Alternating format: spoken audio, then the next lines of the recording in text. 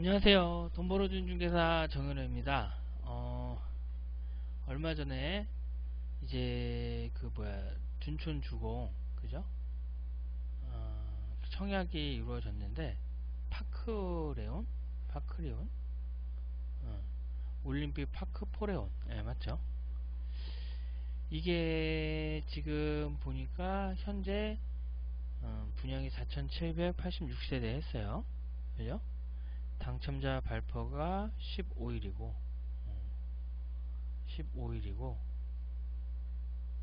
이렇게 했는데 여기에서 지금 보니까 2순위도 마감 실패라는 내용이 있더라고요. 그죠? 2순위도 마감 실패. 이게 다가오는 바가 좀 클 것 같아요. 그러니까 이게 왜 마감 실패가 됐을까 라는 것을 보면은 지금 보면은 16개 타입 중에서 1순위, 2순위에서는 12개 타입이 순위는 마감이 됐고요. 그러면 4개가 청약 마감에 실패를 했는데 이 4개가 뭐냐? 39A, 49A, 84D 타입, 84E 타입인데 이게 창문뷰라고 얘기하죠. 창문뷰. 맛보고 있는. 그러니까 지금 아예 없는 건 아니고 공급 가구 수의 5배에 달하는 예비 입주자를 채우지 못한 거예요. 그죠? 그러니까 이게 이 타입 같은 경우가 이제 주방 뷰, 주방 뷰. 이게 거리가 한 2m 정도도 안 되나 봐요. 근데 만약에 청약을 해갖고 당첨이 목표였던 분들은 당첨 나쁘진 않을 것 같아요. 그러니까 현재로서는. 그런데 어쨌든 이게 보면 시일이 되고 입주가 되고 매매가 나오면 어쨌든 차이가 있을 수는 있지만 그렇게 큰 차이가 나진 않더라고요. 지금 상황이. 예. 그리고 여기서 보면 84A 타입이 경쟁률이 9.4대 1 정도 나온 것 같아요. 그리고 이거 84 타입에서, 그리고 이 구형이 가장 인기가 높았대요. 12.8대 1을 기록했다. 그리고 이게 정당 계약이 당첨자 발표가 15일이고 그 다음에 정당 계약이 다음 23년도 1월 3일부터 17일까지래요. 되게 기네요. 이게 이제 계약률이 저조하면 이제 줍줍이 나오잖아요. 줍줍. 우리가 얘기하는 줍줍. 부순위 청약이 진행이 되는데 이 요건이 보면 만 19세 이상, 그리고 무주택자, 그리고 청약통장이 없어도 돼요. 그럼 이게 왜 저조했나를 살펴보면 어찌됐든 5구 타입 이상이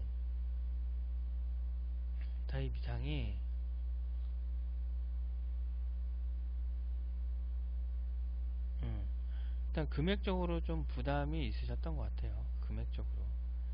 왜냐면 이거에 대해서 뭐 그냥 하는 게 아니라 아마 이자도 부담이 되고 자금에 대해서 압박이 많이 오셨을 것 같아요. 자금에 대해서. 그 다음에 또 한 가지 보면 이제 두 번째로는 이제 84 타입은 대출이 안 되죠. 대출이 안 돼서 잔압으로 들어가야 된다는 부담.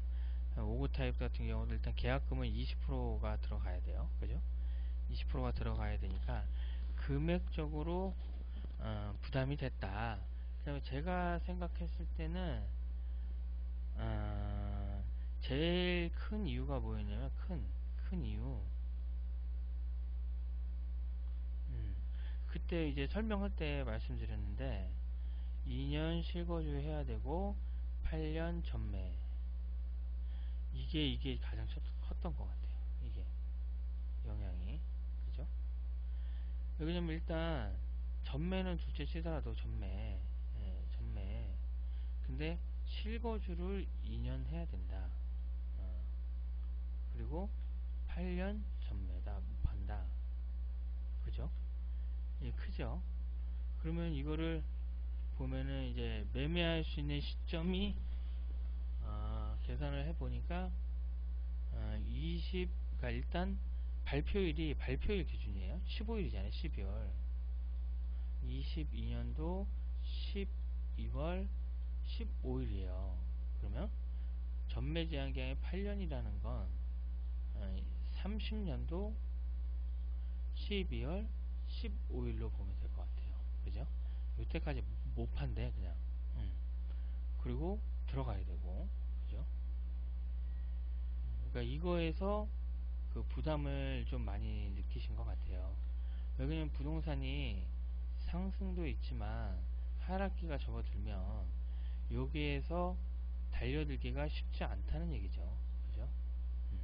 근데 이게 지금 여기가 바닥인지 아니면 더 갈지 그걸 현재는 뭐 알 수가 없잖아요. 그죠? 그러니까 사람들이 그 심리를 좀 자극했던 것 같아요. 자, 그러니까 위축시킨 것 같아 심리를. 그래서 이런 일단은 나왔고 어찌됐든 뭐 만약에 아예 청약이 됐든 계약이 됐든 이게 안 돼서 아예 미달로 나오지는 않을 것 같아요. 아예 계약이 안 되진 않을 것 같다. 뭐 1순위가 됐든 2순위가 됐든 뒤에 돼서도 되긴 될 텐데 되긴 될 텐데 아예 뭐 계약이 안 되거나 그러진 않을 것 같아. 그러면 청약을 생각하셨던 분들은 청약 생각하셨던 분들은 한 가지 생각할게.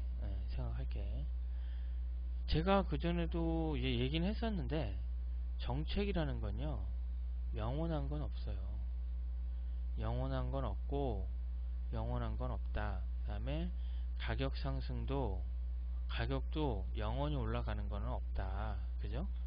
그러면 이거를 생각을 하면서 그래도 들어가신 분은 있을 것 같아. 뭐냐? 어찌됐든 정책은 변하면 나중에 뭐 투기지역 해제라든가 어떠한 이런 그 제한이 다 해제돼 버리면 완화하는 시점이 오지 않겠냐를 보시는 분도 있을 것 같아. 그죠? 그리고 지금 봤을 때 어찌됐든 그 분양가로 보면 고분양가의 문제가 뭐 얘기가 있었지만 어찌됐든 가격면으로는 일반적으로 매매를 해서 사는 것보다는 싼 거는 현재는 사실이다. 사실이다. 그죠? 가격이. 그래서 이거에 대해서 가격이 더 하락을 예상하시는 분들도 있는데 이거는 제반 요건들이 받쳐줘야 된다는 얘기죠.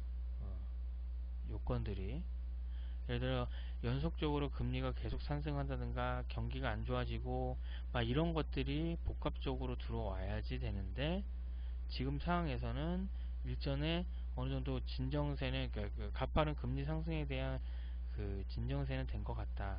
하지만 여기 또 언제까지 갈지 모르겠죠. 그러니까 이런 부분을 한번 생각해 보면은 어느 정도 답이 나오지 않을까 싶어요. 오늘은 이제 둔촌주공 하고 나서 그 후에 대해서 한번 말씀드렸고요. 그러니까 아마 또 이런 정책들에 대해서 이제 시장 상황을 볼게요. 그러니까 한 1월달 지나서 그 후에 한 번 더 말씀을 드리겠습니다. 오늘도 즐거운 하루 되시고요. 좋은 동네 공인중개사무소는 24시간 연락 주시면 돼요. 뭐 궁금한 사항이 있거나 이러면 언제든지 연락 주시면 친절한 상담 해드리겠습니다. 감사합니다.